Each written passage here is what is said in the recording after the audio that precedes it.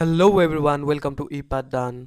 आज हम लोग परसेंटेज का कुछ इंपॉर्टेंट क्वेश्चंस डिस्कस करेंगे। तो stay tune with the video. तो ये वाला देखिए, ये वाला क्वेश्चन देखिए परसेंटेज का। इसको सॉल्व करने का कोशिश कीजिए।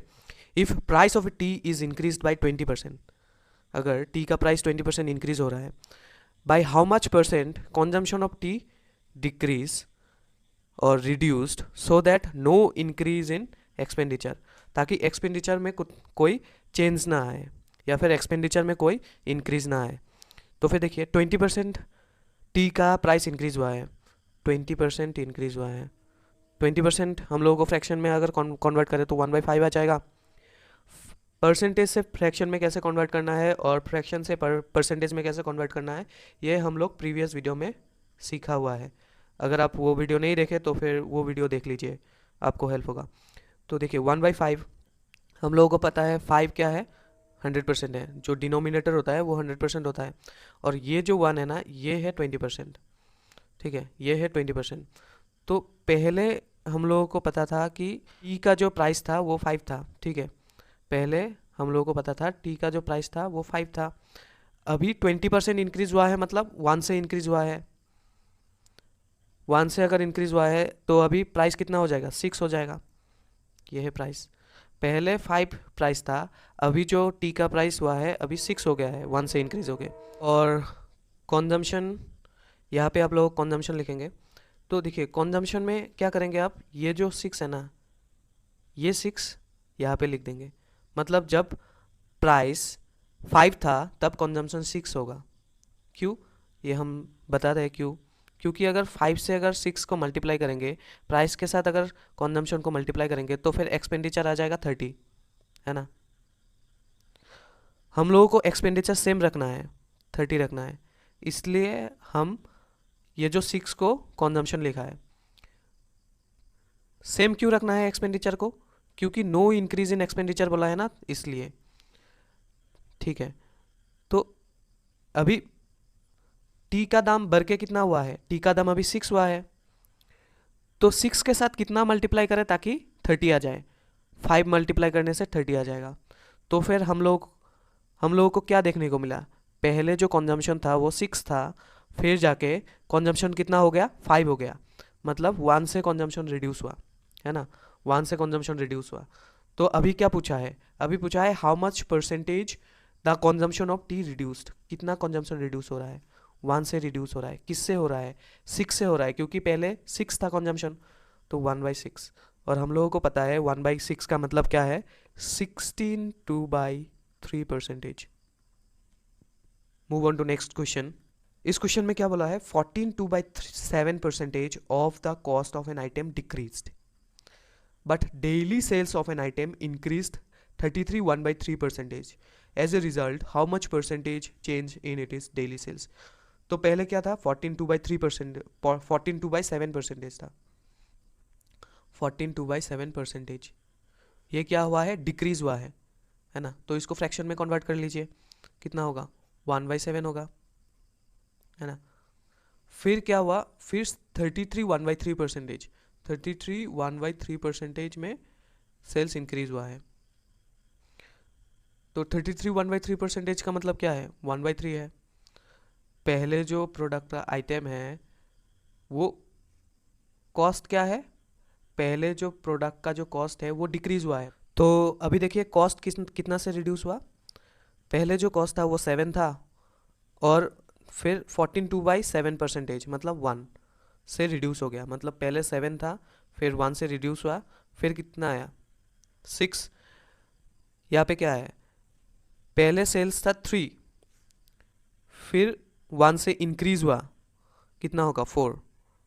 अभी इन दोनों को मल्टीप्लाई कर दीजिए, और इन दोनों को भी, 21 24। तो फिर क्या बोला है, हाउ मच परसेंटेज चेंज बोला है ना। तो फिर देखिए इन दोनों में कितना चेंज हुआ है, पहले 21 था, अभी 24 हुआ है। तो फिर चेंज कितना का आया है, 3 का चेंज हुआ है ना। 24 - 21, 3 का चेंज आया है। 3 का चेंज आया है, किसके ऊपर आया है, 21 के ऊपर आया है ना। ये जो जिसके ऊपर आता है उसको हम लोग नीचे लिखते हैं, फिर इसको क्या करेंगे हम लोग, मल्टीप्लाई बाय 100, है ना। या फिर इसको ऐसे भी सॉल्व कर लीजिए, 321, तो फिर 3 1 जा 3 7 जा, तो फिर हम लोगों को पता है कि 1/7 का मतलब क्या है, 14 2/7%। तो यही होगा आंसर। अभी ये वाला क्वेश्चन सॉल्व करने का कोशिश कीजिए। 25% cost of an item decrease, तो डिक्रीज बोला है ना, 25% cost of an item decrease, तो फिर 25% मतलब क्या है, 1/4। डिक्रीज बोला है, यहाँ पे माइनस दे दीजिए।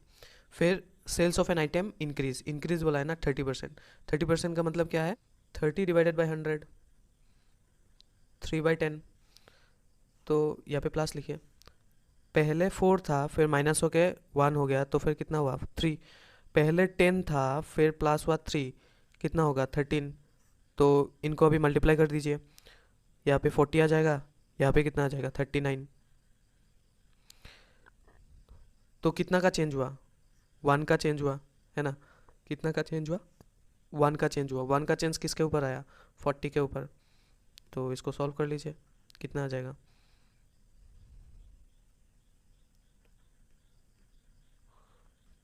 2.5% आता है। अभी इसको सॉल्व करने का कोशिश कीजिए। क्या बोला है यहाँ पे, if the length of rectangular is height by 37 1/2%, तो 37 1/2% इंक्रीज हुआ है। ठीक है, 37 1/2% का मतलब क्या है, 3/8 इंक्रीज हुआ है, प्लस लिखिए। फिर ब्रेथ इज डिक्रीज बाई 20%, तो 20% का मतलब 1/5 डिक्रीज। ठीक है, तो फिर करिए इसको, पहले 8 था फिर 3 से इंक्रीज हुआ, कितना होगा 11। फिर ब्रेथ कितना था, पहले 5 था फिर 1 से डिक्रीज हुआ, कितना होगा 4। इन दोनों को मल्टीप्लाई करने से कितना आता है 40, इन दोनों को मल्टीप्लाई करने से कितना आता है 44। अभी क्या होगा, फाइंड द परसेंटेज चेंज, कितना चेंज आया, कितना चेंज आ रहा है 4 चेंज आ रहा है। 4 चेंज आ रहा है किसके ऊपर आ रहा है, 40 के ऊपर आ रहा है, मल्टीप्लाई बाई 100।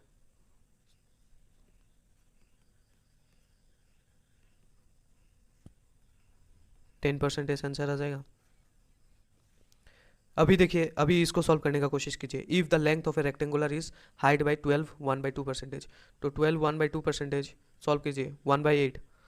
फिर क्या बोला है, ब्रेथ इज इंक्रीज बाई 33 1/3%, 33 1/3%।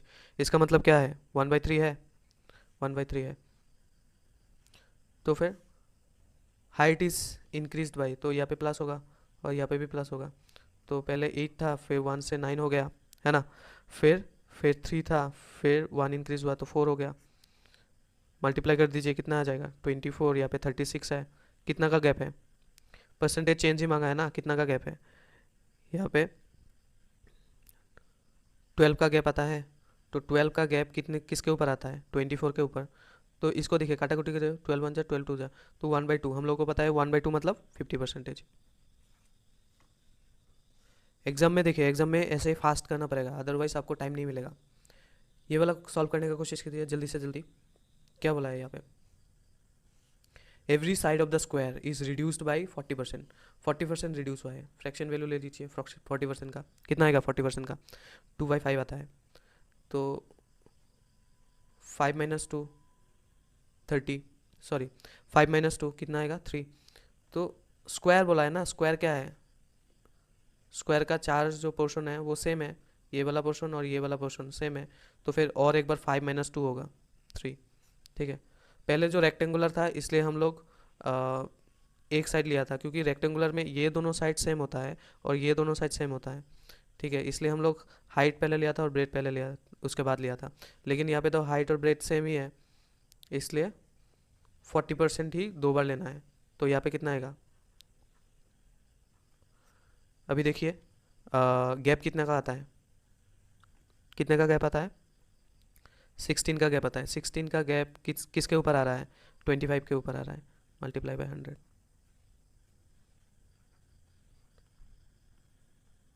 तो 64% will be the answer.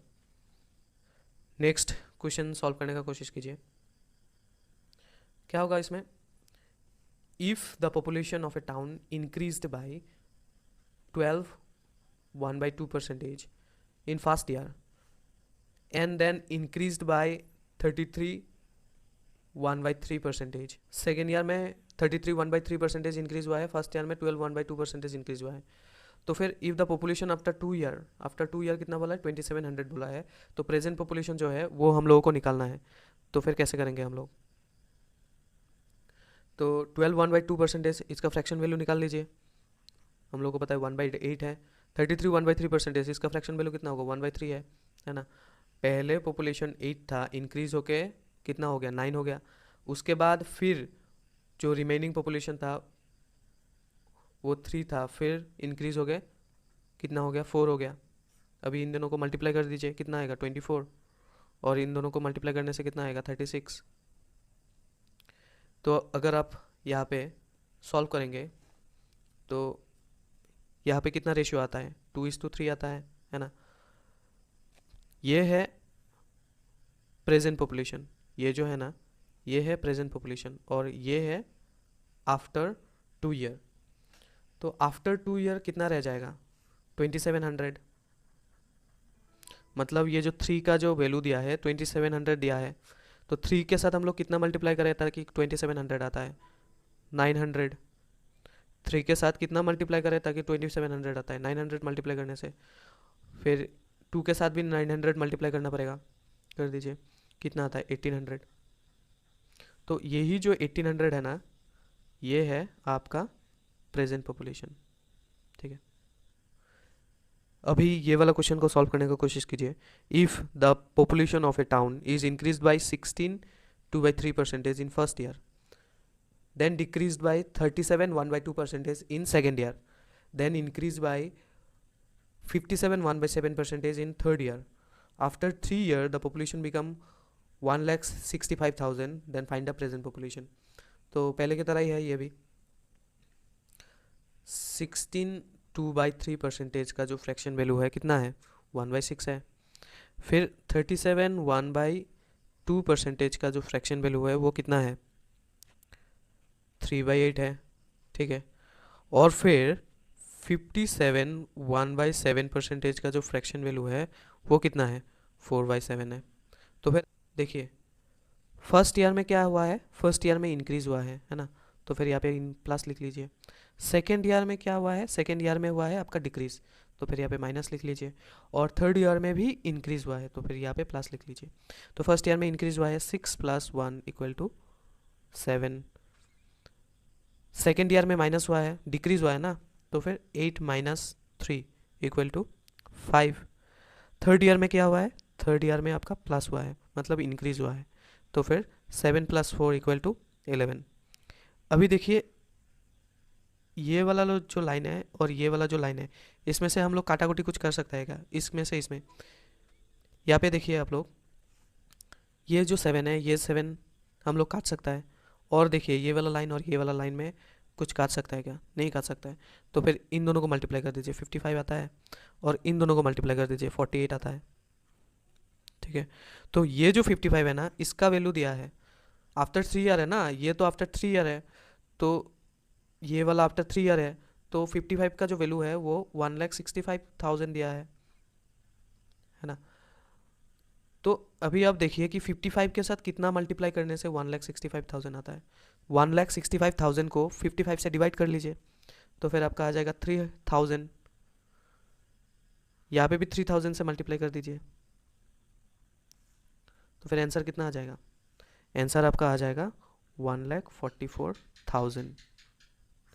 Answer आता है आपका 1,44,000। ये है present population. Next question solve करने का कोशिश कीजिए। If the population of A town increase by 37 1/2%, increase बोला है 37 1/2% का इंक्रीज हुआ है पहले ईयर में। 37 1/2% का मतलब क्या है, 3/8 है। इंक्रीज बोला है तो प्लस लिख लीजिए पहले ही। फिर क्या बोला है, एंड डिक्रीज बाई, डिक्रीज क्या हुआ है 16 2/3%, तो 16 2/3% का डिक्रीज हुआ है पॉपुलेशन में। तो 16 2/3% मतलब 1/6, डिक्रीज मतलब माइनस लिख लीजिए।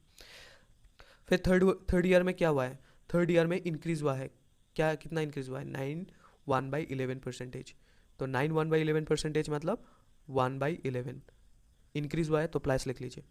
8 + 3 तो कितना आ जाएगा आपका 11। फिर क्या बोला है, डिक्रीज सेकेंड ईयर में डिक्रीज हुआ है 6, तो सेकेंड ईयर में क्या हुआ है, डिक्रीज हुआ है। पहले क्या था, 6 था, -1 इक्वल टू 5। फिर थर्ड ईयर में फिर इंक्रीज हुआ है, 11 + 1 इज इक्वल टू 12। तो अभी देखिए ये वाला लाइन और ये वाला लाइन में कुछ काट सकता है क्या हम लोग। ये जो 11 है, 11 काटा कुटी जाता है। फिर ये जो 8 है 4 से जाता है,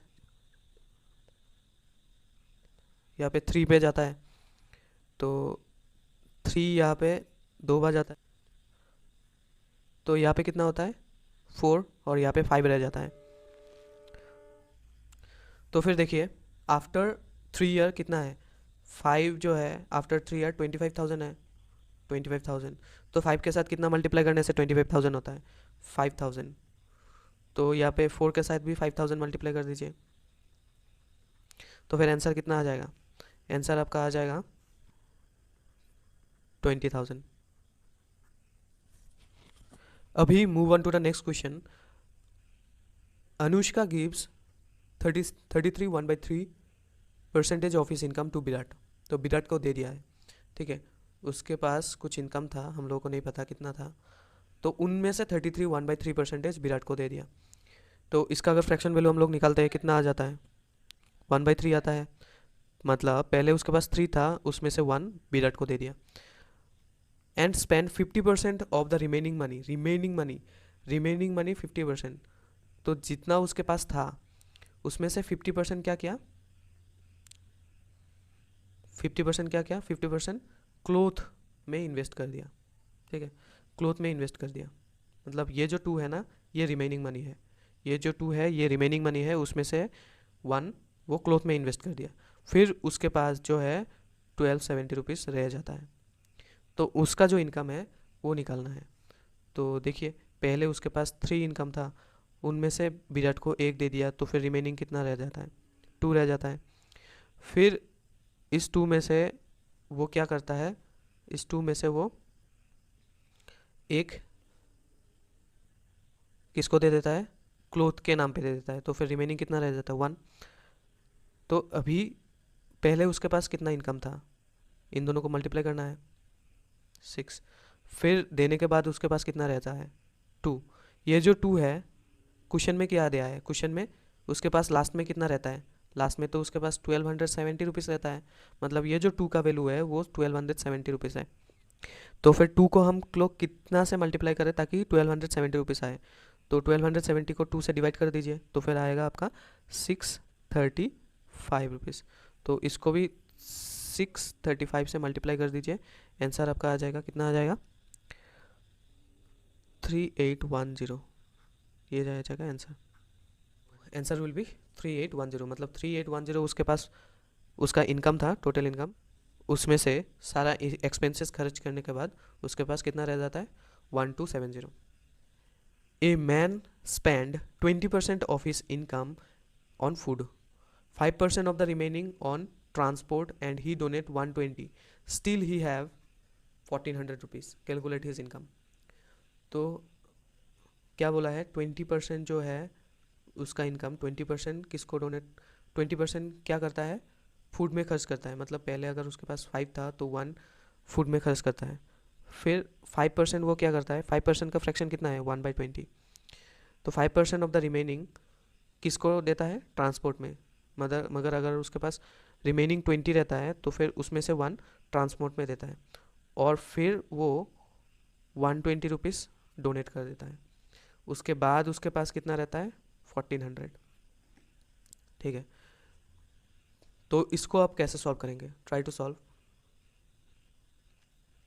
देखिए पहले उसके पास 5 रुपीज़ था इनकम, उसके बाद 1 किस में खर्च कर दिया, फूड पे, तो रह कितना गया 4। उसके बाद है रिमेनिंग कितना है, रिमेनिंग 20 है, रिमेनिंग से 1 खर्च कर दिया ट्रांसपोर्ट पे, तो रह कितना जाता है, रह जाता है आपका 19, ठीक है। अभी देखिए इनमें से काटा कुटी करने का कोशिश कीजिए, 5, तो यहाँ पे 19 रहता है, यहाँ पे 25 रहता है, ठीक है। फिर हम लोग क्या करेंगे, यहाँ पे ये जो 19 है इसका वैल्यू कितना दिया है, रिमेनिंग कितना रहता है 1400, उसमें से 1400 उसके पहले 120 डोनेट कर दिया है, तो फिर टोटल रिमेनिंग कितना था, इन दोनों को प्लस कर दीजिए, 1520, ठीक है। तो ये जो 19 है ना, ये 19 का वैल्यू ये है 1250। तो फिर अभी देखिए 19 के साथ कितना मल्टीप्लाई करें ताकि 1520 आ जाए। अब एक काम कर दीजिए, 1520 को 19 से डिवाइड कर दीजिए, तो फिर आपके पास आ जाएगा 80। तो 19 से अगर 80 मल्टीप्लाई करें तो फिर 1520 मिलता है। तो यहाँ पे भी आप 80 से मल्टीप्लाई कर दीजिए। तो अगर यहाँ पे अगर 80 से मल्टीप्लाई करते हैं तो फिर आपका जो टोटल इनकम है वो निकल आ जाएगा, ठीक है। 2000 विल बी द आंसर। अभी ये वाला क्वेश्चन सॉल्व करने का कोशिश कीजिए। Ram gives 20% of his income to Shyam and spend 12 1/2% of the remaining money on food and remaining money on transport. अभी ये वाला क्वेश्चन सॉल्व करने का कोशिश कीजिए। Ram gives 20% of his income to Shyam, उसके बाद and spend 12 1/2% of remaining money on food, उसके बाद 14 2/7% of the remaining money on transport.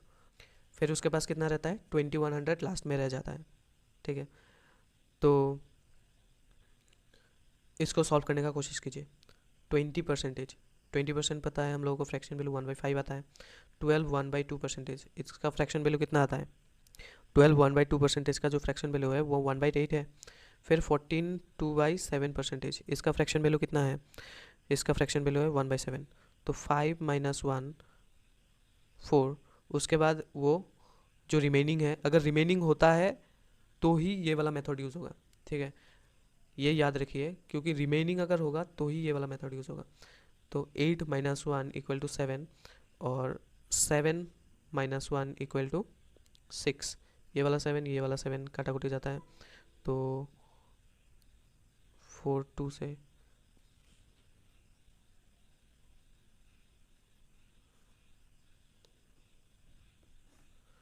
तो कितना रह जाता है, कितना रह जाता है, यहाँ पे 3 रह जाता है, यहाँ पे 5 रह जाता है। ये जो 3 है ना, 3 का वैल्यू कितना दिया है, 2100 बोला है ना, रिमेनिंग कितना है 2100। तो 3 से कितना मल्टीप्लाई करने से 2100 आता है, 700। तो 5 के साथ भी 700 मल्टीप्लाई कर दीजिए, तो फिर आंसर आपका आ जाएगा कितना, 3500। अभी आप ये वाला क्वेश्चन सॉल्व करने का कोशिश कीजिए। In a library 30% of book are English, 50% are Hindi and remaining 500 are other language.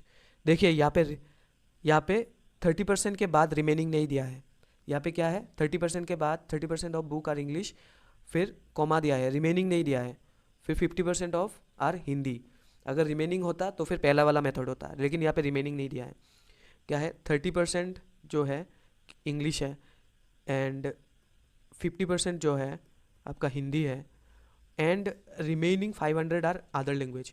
तो फिर टोटल यहाँ पे इंग्लिश और हिंदी मिला के कितना परसेंटेज है, 80% क्या है, इंग्लिश और हिंदी है ना, इंग्लिश और हिंदी 80% है, और रिमेनिंग 20% होना पड़ेगा, 20% अदर बुक्स है, 20% अदर बुक्स है। तो फिर आप देखिए 20% अगर 20% अदर बुक्स है, मतलब 20% का जो वैल्यू है वो 500 दिया हुआ है ना, 20% का जो वैल्यू है वो 500 दिया हुआ है। तो how many there are total number of books in the library, तो टोटल नंबर ऑफ बुक्स निकालने बोला है। तो फिर 20% 500 है, तो 100% निकालना पड़ेगा। 100% कितना आ जाएगा, 500 मल्टीप्लाई बाई 100 डिवाइडेड बाई 20। तो फिर आंसर आपका आ जाएगा 2500। तो ये वाला है answer. If you like the video then put the thumbs up button, share it and e-Pathdan को सब्सक्राइब करो।